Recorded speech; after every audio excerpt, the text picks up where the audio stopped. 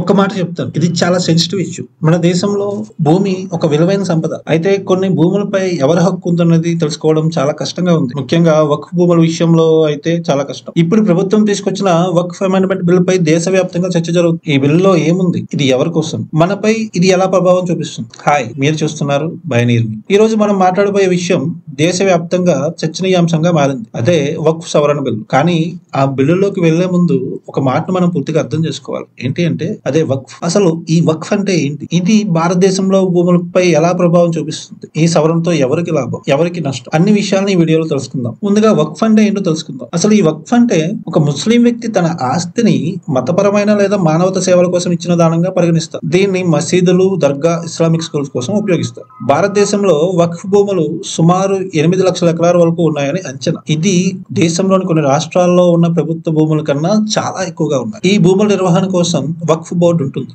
అయితే ఎన్నో ఆరోపణలు వినిపిస్తున్నాయి. ఆక్రమణలు, డాక్యుమెంటేషన్ లోపాలు, ప్రజల భూములను వక్ఫ్ భూములుగా నమోదు చేయడం లాంటి. కొన్ని సందర్భాల్లో ఎలాంటి నోటీసులు లేకుండా ప్రైవేట్ భూములు కూడా వక్ఫ్ ఆస్తులుగా ప్రకటిస్తున్నారు. భూ యాజమానులు న్యాయస్థానాల్లో పోరాటాలు చేస్తూనే ఉన్నారు. ప్రజల్లో ఒక ఆందోళన ఏంటి అంటే ఈ బోర్డుకి ఇంత అధికారం ఎవరిస్తున్నారు? ఇప్పుడు వచ్చిన ఈ వక్ఫ్ సవరణ బిల్లు ప్రధానంగా 3 అంశాలపై దృష్టి పెట్టింది. వక్ఫ్ బోర్డు భూములపై స్వాధీనం, నిర్ణయాధికారం తగ్గించారు. ప్రజలు తమ భూములను వక్ఫ్ గా గుర్తించబడినప్పుడు న్యాయంగా పోరాడే అవకాశం కల్పించడం. భూముల నమోదు సమయంలో స్పష్టత, పారదర్శకత ఉంది. కొన్ని వర్గాలు ఈ బిల్లును స్వాగతించగా కొన్ని వర్గాలు దీన్ని మైనారిటీల హక్కులపై దాడిగా భావిస్తున్నాయి. ఇలాంటి పరిస్థితుల్లోనే కేంద్ర ప్రభుత్వం వక్ఫ్ అమెండ్మెంట్ బిల్ తీసుకొచ్చింది. ఈ బిల్లులో ముఖ్యంగా 3 మార్పులు ఉన్నాయి. పబ్లిక్ నోటిఫికేషన్ తప్పనిసరి, భూములపై అభ్యంతరాలు వ్యక్తీకరించే హక్కు, అక్రమంగా వక్ఫ్ భూములుగా పేర్కొనబడిన ఆస్తులపై విచారణ. ఇవి ప్రజలకు స్వేచ్ఛ ఇచ్చేలా ఉన్నాయి. తమ భూములు అక్రమంగా వక్ఫ్ గా మారిపోతున్నాయో లేదో తెలుసుకునే అవకాశం ఇప్పుడు వారికి లభిస్తుంది. కొంతమంది ఈ బిల్లును భూ యాజమానుల హక్కులకు న్యాయం చేయడం అని చెప్తున్నారు. మరి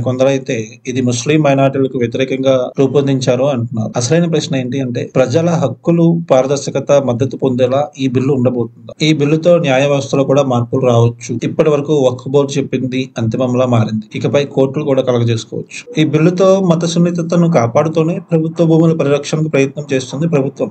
అయితే ఈ బిల్లు ఇంకా పార్లమెంట్ లో చర్చాస్థితిలోనే ఉంది. భూమి అంటే మనకు చెందిన హక్కు మాత్రమే కాదు, అది మన భవిష్యత్తుకు మూలం. వక్ఫ్ అమెండ్మెంట్ బిల్ ఒక చర్చకి దారితీసింది. నిజంగా ఇది ప్రజాహితం కోసం తీసుకొచ్చిన మార్పుల? ఇలాంటి విషయాలు తెలుసుకోవాలంటే బయనీర్మి ఛానల్ ను తప్పక సబ్స్క్రైబ్ చేయండి. ఈ వీడియో మీకు నచ్చితే లైక్ చేయండి, షేర్ చేయండి. మనం తదుపరి వీడియోలో ఇంకొక ఆసక్తికరమైన టాపిక్ తో కలుద్దాం. జై హింద్.